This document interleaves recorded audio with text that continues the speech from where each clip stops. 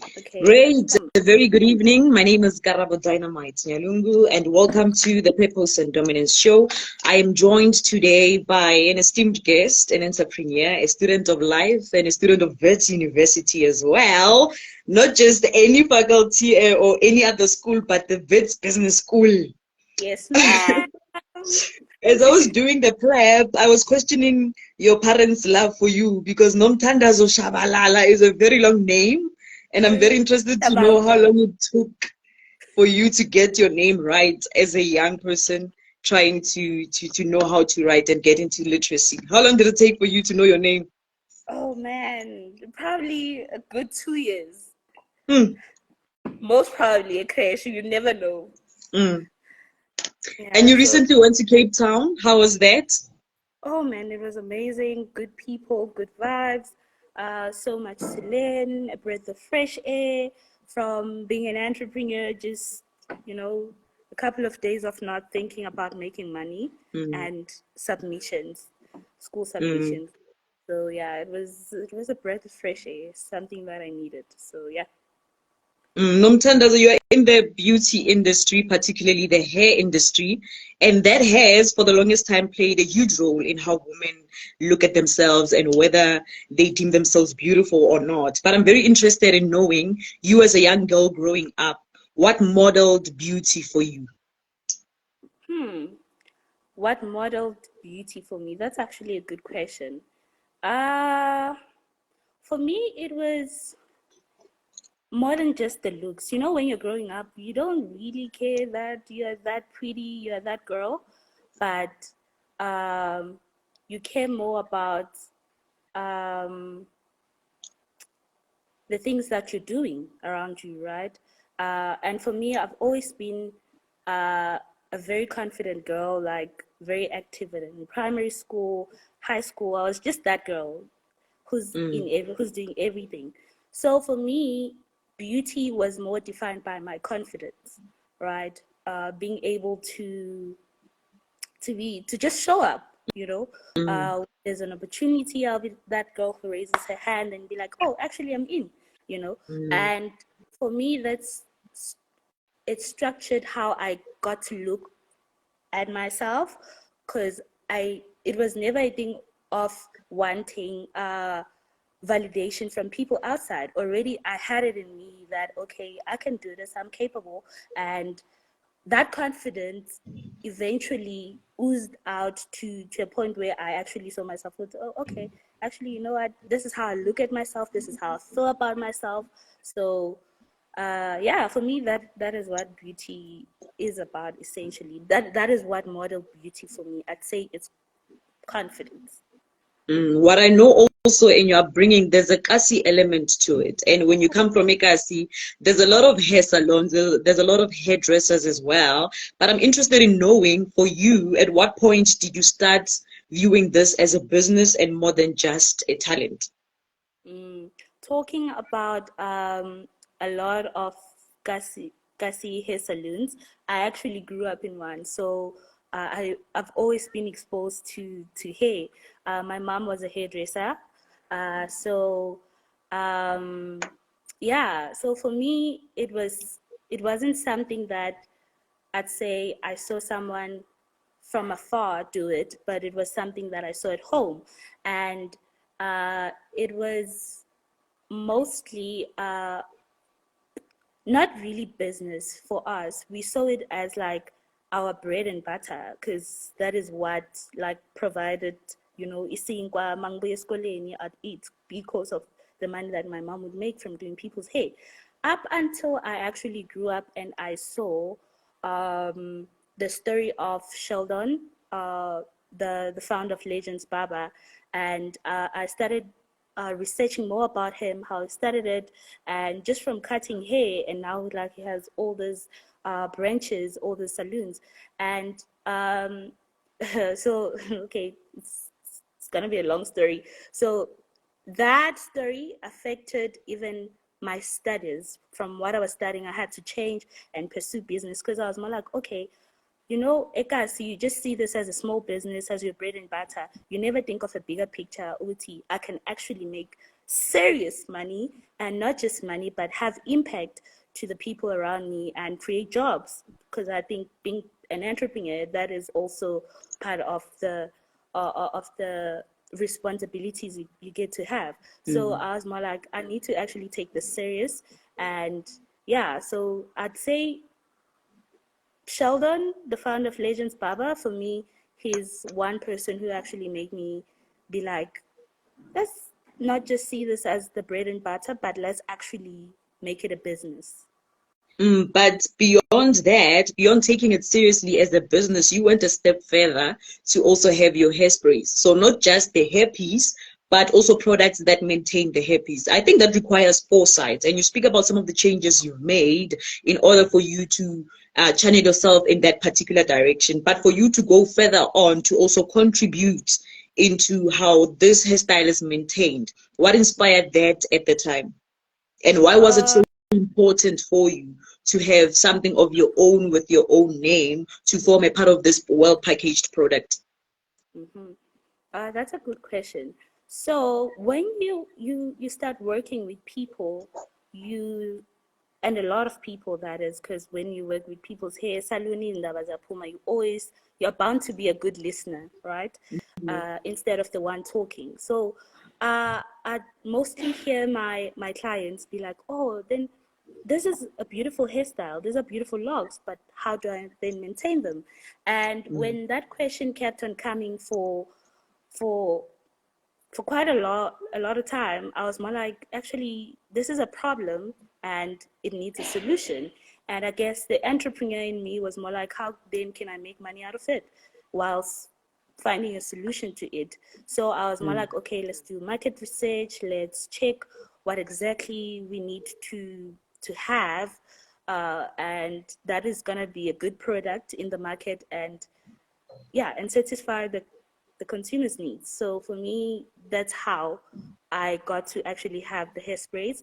It was through my clients complaining or asking, how can I maintain this? How can I keep my hair proper? And I was more like, okay, so quite a lot of them are asking about this. So why don't I just work on that? And take me through the penetration of that space, because yes, you are now a business person, but then when you get into hairsprays and that is now manufacturing, it's now science and chemicals and all of that. How easy or difficult was it for you to get into that space? And what would you say was the role of competitors? Because yes, you may be norms, but I am used to an isoplast, I'm used to what. So there's brand loyalty associated with customers as well. So how easy or difficult was it for you to break into the chemical side of it, where now you playing a role as a manufacturer, having your own product? Okay, so part of being an entrepreneur and all that, you realize that you can't do everything yourself, right? As much as you can have this great idea, but when it comes to execution, you will need a good team and good people who are actually experts in certain fields, right? So for me, I had to go consult with a certain group and ask them, they have produced like products before. So I was more like, since I don't have on how this works, the only knowledge I have, it's business. And so when it comes to engineering, chemical engineering and stuff like that and all that, I don't have any experience. So I told myself that, you know what, let me get people who are experts in this field and ask them to help me out. So I reached out, did my research, and yeah, we just took it from there. So the team actually outside helped me with the whole designing of the product, what's needed, what is good.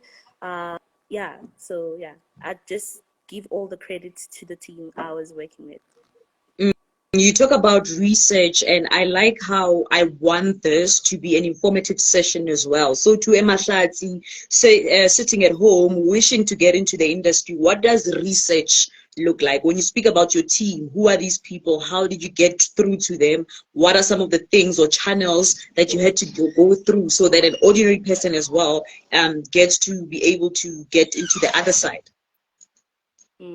Okay, so what I like about the the era we live in now is that information is literally one click away. Like you just have your chat GPT, you have your Google, and I feel like the information is just out there. And what you need to do as a person is to just filter it and narrow it down to what is specific to you.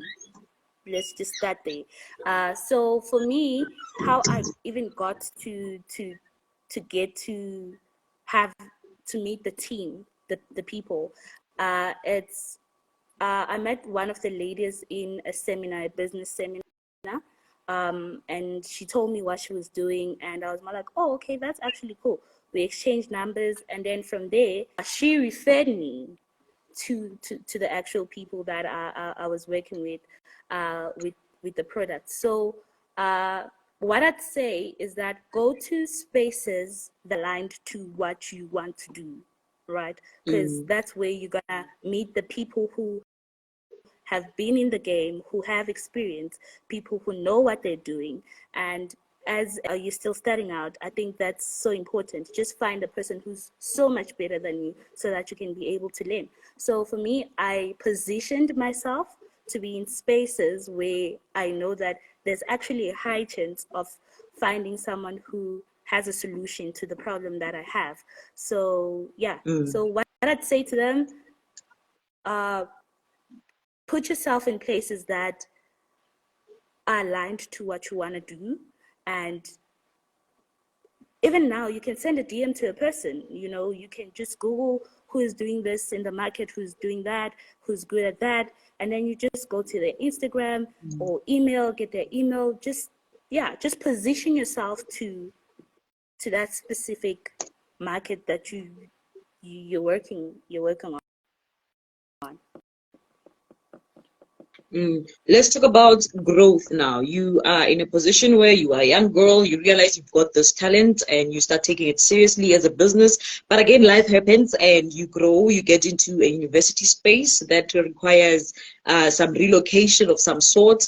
And how do you make sure that you grow, or rather take your business with through all these life journeys that you find yourself in? What are some of the things that you needed to start doing or perhaps stop doing as a result of taking your business along as you go through?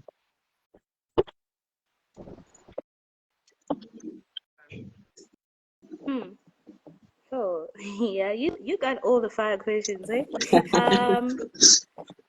So, uh, that's actually a good thing. You just made me, as we grow, not only do we grow, but whatever it is that we're doing also grow. It happens to grow with us, With this. or sometimes it doesn't even grow, it can be stagnant. It depends on the effort that you put in. So for me, I'd say entrepreneurship, I think it has shaped the kind of person I am today. When I look at myself now and who I was like 5 years ago when I started the whole thing, like actually starting it, I'm just totally different. The lessons are different. So to answer your question, one of the things that I've learned to let go while I was growing in the whole thing is to understand that no man is an island. Like, as much as I think I have all the great ideas about my business, but I will start I'll need to start having like people who I actually work with, a team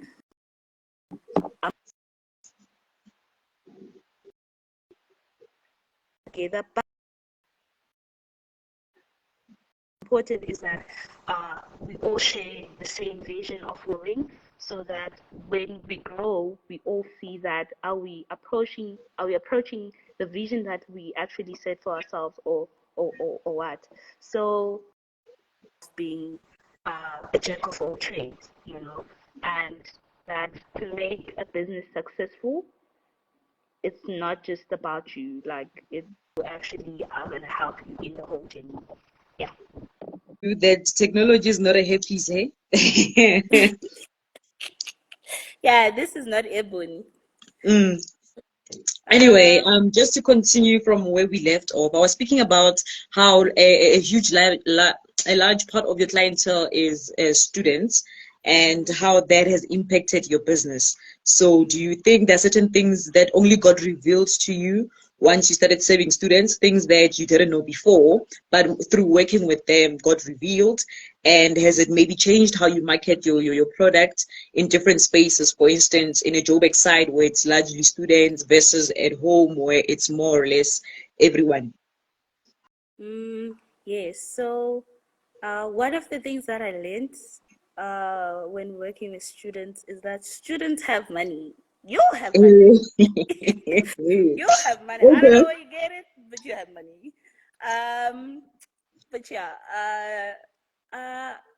I've learned more about the trends, right? Students have taught me to acclimatize to certain trends that get to okay in the hair industry. So you find a student showing you a hairstyle that you're more like, okay, this is my first time seeing this. Mm, And I think that has opened a space for like not necessarily a new market, but to have it helped me to have like different product range, true. right? And sometimes you don't have to, as an entrepreneur, figure that out, but Mm, it's through your customers' needs where you get to realize what's, oh, I can actually branch into something new, because mm, it looks like most of the students now, they like invisible locks, and I used to do different locks. So it has helped me to adapt to different trends that are happening in the whole beauty industry, and yeah, and be flexible around it and play around with different styles that students actually want, because as students we are colorful, we just we just out there. mm, So yeah, I think it has made me to be alert of what's happening in the market and my surroundings, and what exactly do my customers need.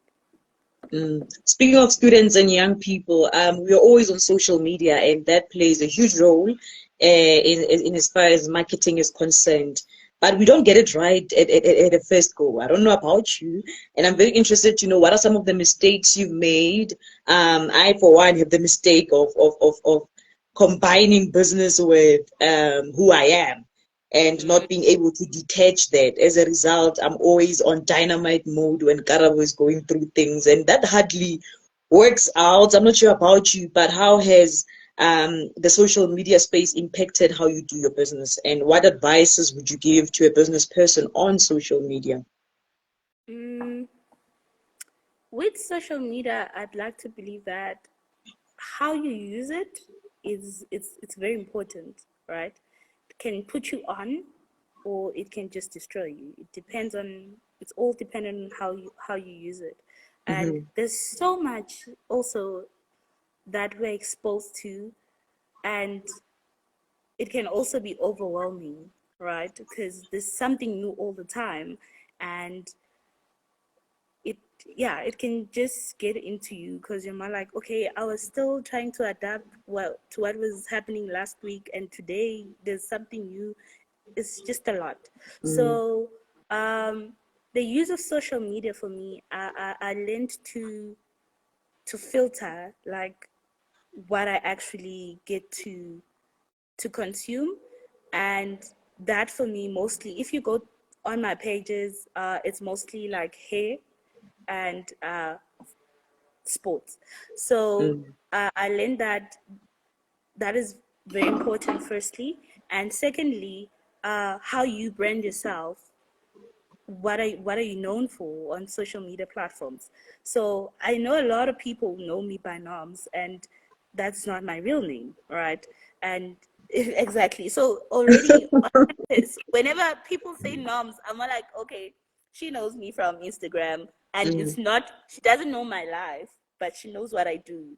right? Mm. And yeah, so I don't know if I'm answering your question or I'm wandering around, but your question was, Take me back now to the other side where you are the one putting out the content. What kind of content do you put out? Do you find yourself having to clash with personal content on a business platform? Do you separate the two?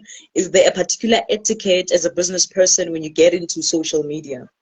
mm, let me tell Carol, like, as much as I've been doing this for the past 6 years, I am still learning even today. Like, I don't think we'll ever get it right, Mm-hmm. but you do see like improvement over time, right?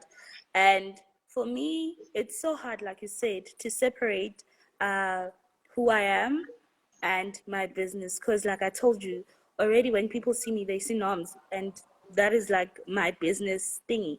And Mm. even the content, it gets to be so hard because you're more like, okay, no, this week I want to focus on business, and then football starts playing, or basketball, and then now I start posting about basketball. I Or forget the start game. or heart starts breaking and Hey, all and of then that. I'm there with crying emojis. I'm more like, yeah, okay, it's fine. But yeah, yeah. So honestly speaking, it is important to separate the two.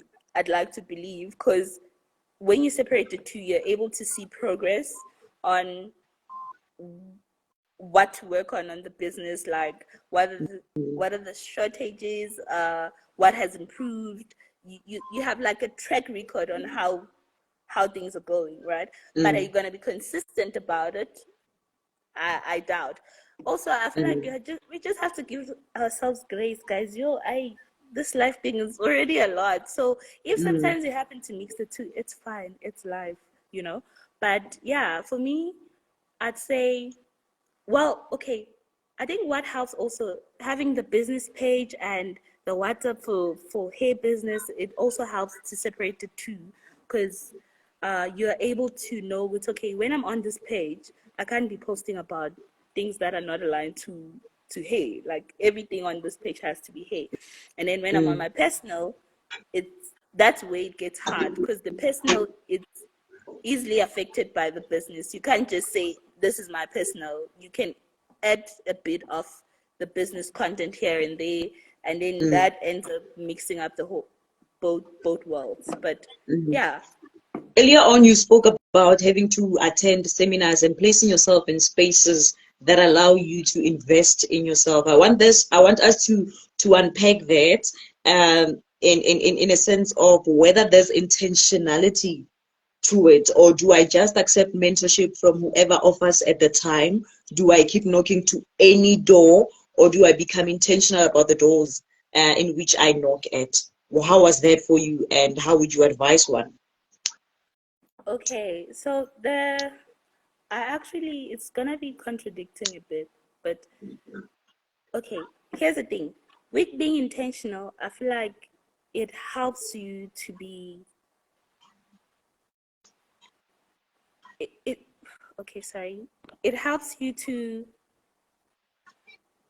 be very narrow, right, with what you're doing. You're able to be more focused. The vision is clear, everything is clear. But here's the thing about that. There are probably opportunities that are not aligned to what you're doing. And you never Mm, know. They might actually help you to to do even bigger things. But because you're too narrow and you're more like, no, it's either this, it's either black. If it's not black, I'm not taking it. You end up losing other like opportunities around you. So as intentional as you want to be, I'd say keep an open mind to it as well. All right. mm, It's good you go to seminars about, say, business seminars aligned to what you want to do. But if it happens that you go to a different seminar from what you totally, I feel like there's, okay, sorry. I feel like perspective is very important. In any space you find yourself in, even though you feel like you don't belong or you're not aligned to, there there's always something to learn, right? And it's something you mm, can always apply to something. So I'd say, as intentional as you want to be, always keep an open mind. mm. Speaking of Yeah. tapping into professional spaces, we've seen you do quite amazing work. We've seen you style cast members, we've seen you style musicians and all of that. And one wonders, how does that come about? Do you go on knocking on doors, or Mhm. are these people looking for you? Is it a matter of putting yourself out there so much so that they get to see you and recognize you and look for your services? How does that go about? Putting yourself out there to people beyond those who know you and have grown with you, or those who are familiar with you and you as a person? Hmm. Hmm. That that is is such a good question. So for me, I'd say, honestly speaking, I'd be lying if I said I knocked at the doors of like those people you just mentioned right now. It was a matter of doing one person and making sure that I'm doing the right thing and diligent with whatever task that I was given at that time. So I'd say how I got exposed to like the entertainment industry and starting working with musicians. Uh, so I'll just give you the story. So I did a verse student. One of the verse students, she was studying law, and I did her hair, and she was more like, okay, this is proper. I'm gonna refer you to people. And Mm, here's the thing: there's power in whatever. When you think that it's small, right? You're more like, I'm just doing logs, that's it. But you don't understand how powerful it is to do whatever it is that you're doing, do it well. Like, it's so powerful. Whatever task you are given, as small as it may seem, just mm, give it your all. Just do it well. So mm, that's what I did. And then how she referred me to another classmate of hers. Little did I know that the classmate is actually a celebrity hairstylist, mm, styling, like clothing stylist. And then she called me. She was like, "Oh, I saw your work. Can I please do my hair?" And then I did her hair. From hair, I got the celebrity, one celebrity. Then she asked, "Where did you do her hair?" And then she was more like, "No, let me plug you. I did my hair from this girl," and that was it. mm, I didn't knock on anyone. mm, All it took, it was for me to do one with student in nje, just do my work proper and clean. mm, And that's how the opportunity presented itself. And from that experience, I learned that whatever you are given, just make sure. If you are supposed, they always say this, Guti, if you are cleaning, you are mopping floors and stuff, just, you never know who's looking, you know. mm. So I let the power of, whenever presented with an opportunity, no matter how small it may seem, but just give it your best and be diligent about it. Mm. You are indeed as good as your last word. Now, I'm very interested to know the reaction your mom has when you making strides like these, when you are styling celebrities, when you have your own products to it. I'm thinking these are things she may have aspired to have but never thought she would, or she had it in her at the time. Now having to see her offspring go and do all these things, what does she say as someone who you got it from? Mm-hmm. Uh,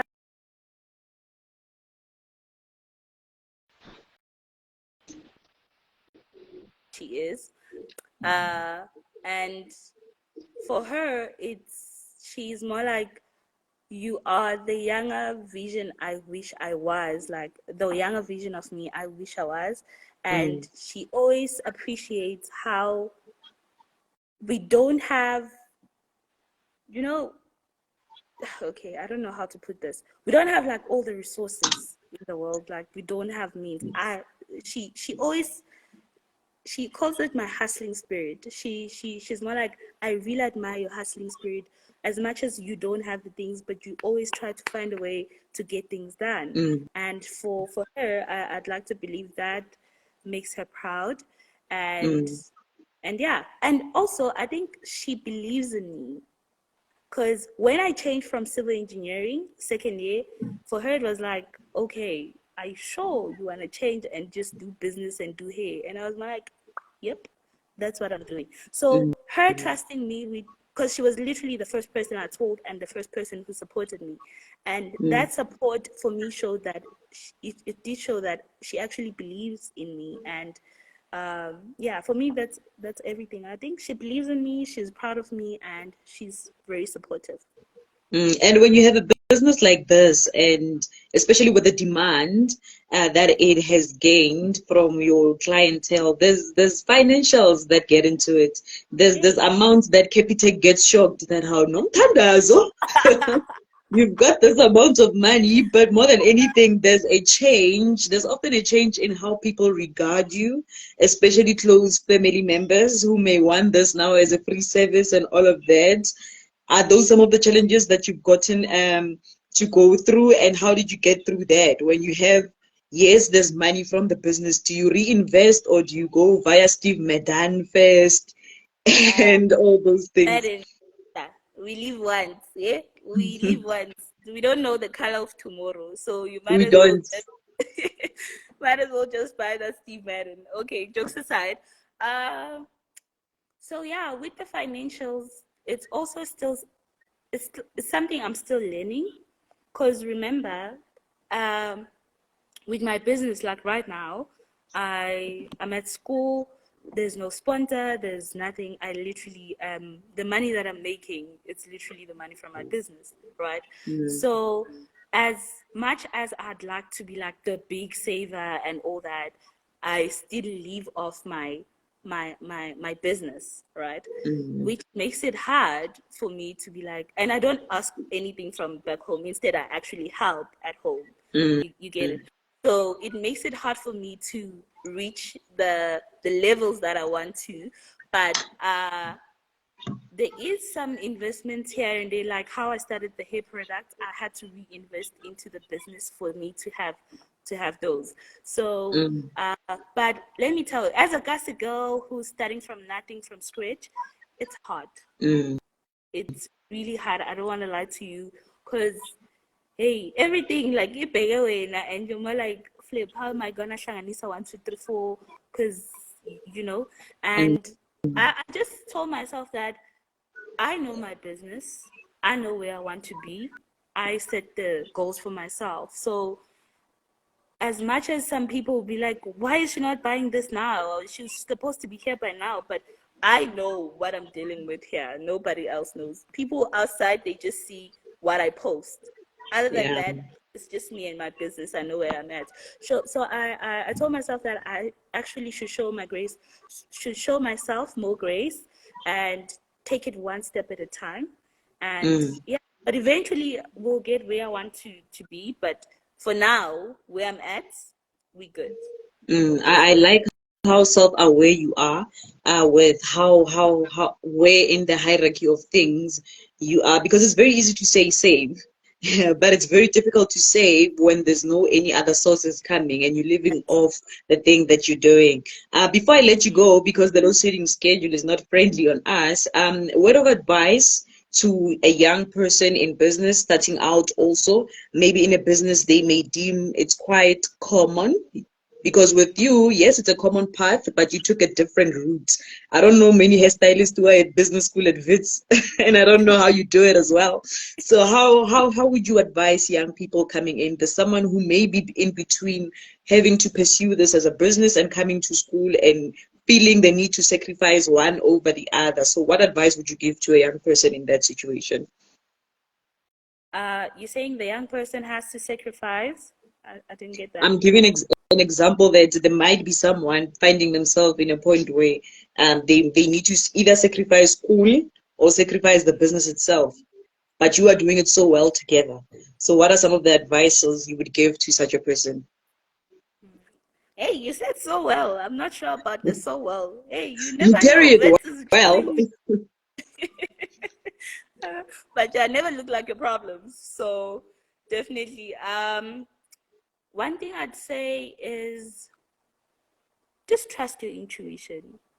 Mm, Just firstly, just whatever that little voice that is inside you that's telling you that, you know what, just leave this, push the business, study business, or just trust yourself just once. Because you know how easy it is for us people to trust other people's dreams and stuff, but when it comes to your own dreams, you mm, start second guessing yourself and all that. mm, So for me, I'd say just trust your intuition, your instincts, with whatever business decisions that you want to make, and decisions about your career as well. Because also, when I changed from civil engineering to business, a lot of people literally didn't support me. They were like, there is no way on earth you are living being an engineer to do people's hair. There's no way. But Mm. I'm the only one who understood that The what I'm journey the is only one yours. who know exactly what I want to have at the end of the day. And what I'd say is that as much as it's good to have a business and have it thrive and all that and be an entrepreneur, nowadays I'm learning that it's so important to be educated, especially in Mm. business. Like, you need to know what you're doing. You need to understand the ins and the outs. Angali, business, when you study business and when you do business, let me tell you, those are two different things. Like, they're two Mm. different things. But they do have a meeting point, and it's very advantageous to have both, right? So Mm. I would advise that if you have the opportunity and you do get the resources to go to school, definitely take the opportunity to go to school, because there are things that you learn, and you're able to be like, oh, I can. There are things that you learn when you're doing business, and sometimes you learn. They call them the school fees of the lessons that you learn from business. They call them the school fees. It's okay. If only I knew, I could have saved so much, or I could have avoided this loss. So school helps. You can actually be like, okay, you know what? There's this 1, 2, 3. I can actually strategize or work around it.